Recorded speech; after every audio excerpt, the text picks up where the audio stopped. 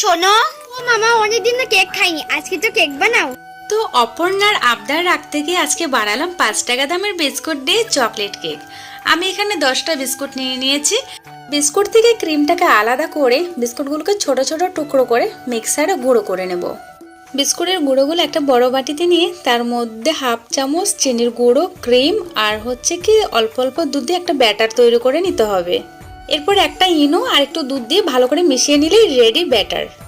এখন আমি ব্যাটারটাকে ঢেলে আগে থেকে তো গরম করে রেখেছিলাম এই কড়াইটা, এর মধ্যে দিয়ে 45 মিনিট পরে আমি কেকটাকে নামিয়ে নিয়েছি। দেখো বন্ধুরা, 5 টাকার বিস্কুট দিয়ে কত সুন্দর কেক হয়েছে। এখন আমি ক্রিমটা করে নেব। অল্প পরিমাণে ক্রিম নিয়ে অনেকক্ষণ ধরে ফেটাতে হয়েছে। তারপর একটু চকলেট মিক্স করে আমি ভালো করে ক্রিমটাকে রেডি করে নিয়েছি। এবার করে নিচ্ছি ডেকোরেশন। আমি আমার মতো করে ডেকোরেশন করে নিয়েছি আর উপরে একটু চকলেট দিয়ে দিয়েছি। এবার যার জন্য বানানো সে খেয়ে বলবে কেমন হয়েছে।